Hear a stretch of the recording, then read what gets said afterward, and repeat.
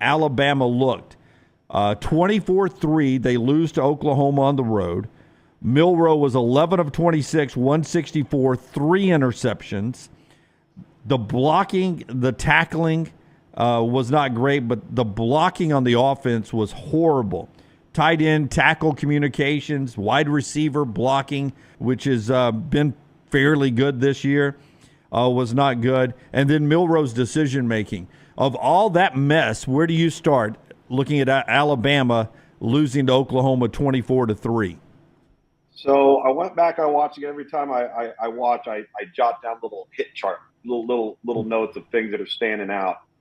And the very first play of the game on defense, Quay Russaw, number 4, is completely and utterly lost in his run fit. His eyes are looking at the ground. He has no concept of what's coming at him. Looked like he had no practice reps. And it stood out, and I went, whoa, what is going on? All right? That was the first play. Then it flipped over to the offensive side, and I'm watching the opening one here. And the opening play with the quarterback run, and C.J. Dupree completely whiffs on Danny Stutzman. The one guy on that defense you better block, by the way. Yep. He's got him dead to rights in the hole and olays. And next thing you know, Jalen Milroe gets tackled. Next play, they throw it out, drop. Right? Next play, poor vision by Jalen Milroe. They got quarterback run again. If he just sticks his foot in the ground and gets north, instead he tries to scamper out to the outside. He ends up taking a 2-yard loss when he could have just fallen forward. It would have been a first down and a fresh set of downs. And then the next play, drop on 3rd down from Ryan Williams. Ball goes right through his hand. And that is your game from beginning to end in the first 5 plays of the game. And it never stopped snowballing from there. I think the biggest thing, though, as the game went on, that should concern everybody is Alabama had no plan for quarterback run. None. Zero.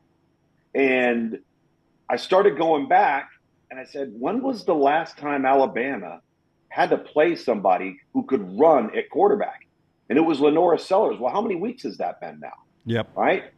And I know that Jackson Arnold, I think Kirk was right in his assessment of Jackson Arnold being a dual threat, but not a dynamic, Lamar Jackson. I think that's true, but he is a good and capable runner. And it was very clear that they had a game plan that was going to include quarterback run being a hefty part, and Alabama had no answers for it. And the moment that happens and you don't have a hat in the box to account for that, you can't defend it. You don't have enough bodies. And I think that was the thing that startled me the most watching them defensively. But you've coached football, and you've played it. How many quarterback runs until you're able to make that adjustment in game? That's not something you shouldn't be able to adjust to in game, right? No, it should not be something you shouldn't adjust to. My question that I would ask is, how much had Oklahoma truly been putting a bunch of quarterback run on film when Michael Hawkins wasn't the quarterback? Okay. Had they done much of that? Was Alabama not anticipating much of that? Maybe you have, a zone read or an RPO, the quarterback keeps it. But this was quarterback counter, quarterback power, quarterback lead, just about everything that you could come up with. And essentially what you end up having to do is you have to get out of a 2-safety look on the top end, and you got to bring somebody back down inside, and it's going to put you in man-to-man, and it's likely going to put you in a single high safety position because you got to add a guy. So is it a difficult adjustment? No.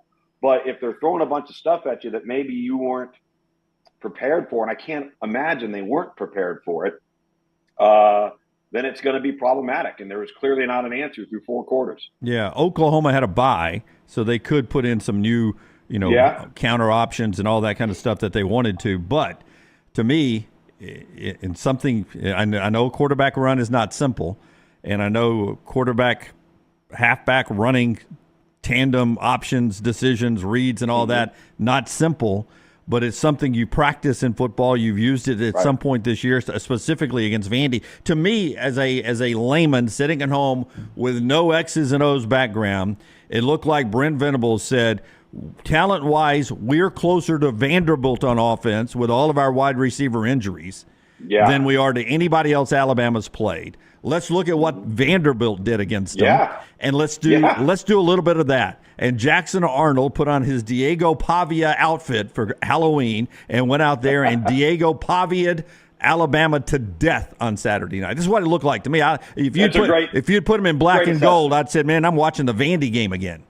Yeah, it's a great assessment, and you're not wrong, and that's exactly what it felt like. And again, that was how long ago now? So you sit there and you start to look at, you're playing defense, you're playing your defense, and you're never having to account for that quarterback doing anything but being in one spot. And if he's going to be doing anything, he's going to be throwing it, not running it. And they could not get out of that mode of operation. Nick Saban was the no fun police. I'll be honest. I mean, he beat you down, 24-hour rule. Sure. He'd get pissed off at you if you were not having enough fun in winning, right? If you look like a robot and you just beat, random, South Carolina back in the day or whomever, he'd be like, man, the fun's in the winning. We should celebrate the ride. But then if you're having too much fun, he'd put his finger on you and said, man, let's get back to work. He was the no fun police. Yeah. But this team has been horrible at handling success. Yes. How much of that is the possibility of a new group of coaches coming in and doing it differently than Nick Saban? I'm not saying it's not the right way to do it. Kalen DeBoer has won a ton of college football games. Mm-hmm. It's just different, and I don't know if these guys, without the oppressor leading them, has handled success well at all. I would agree that this has been a team that has been loose to the point that it has bled into undisciplined play, sloppiness. There seems to be a lack of attention to detail, which was something that was a staple of this Alabama program. Now, every program, every team, and for most places, it's not 17 years. It could be 3 years. It could be 6 years. It could be 4 years, what have you. When you go through a transition and you have a bunch of new people in the building and you have a bunch of new faces and you have the transfer portal and there's a different approach and a different way of doing things, nobody really knows how people are going to react to that. People meaning, how are the players going to react to that? What are they going to push, and are they going to press, and are they going to try to test this coaching staff, see what they can get away with, see what's allowed, what's not allowed? Just like a kid's going to do that you're trying to raise, and they're going to push your buttons. And I think we've seen some of that from Alabama. I think we've seen some of that from their players. The way Nick Saban ran it, and the iron fist and the don't you dare step over the line, I kind of feel like when those teams got to game day, the game was the easy part. And I'm not so sure that that's necessarily the case with this particular group. While they're figuring out who they are, how they're going to be handled, how they're going to be disciplined, all of those sorts of things are probably vastly different, and it's having an impact on the roster.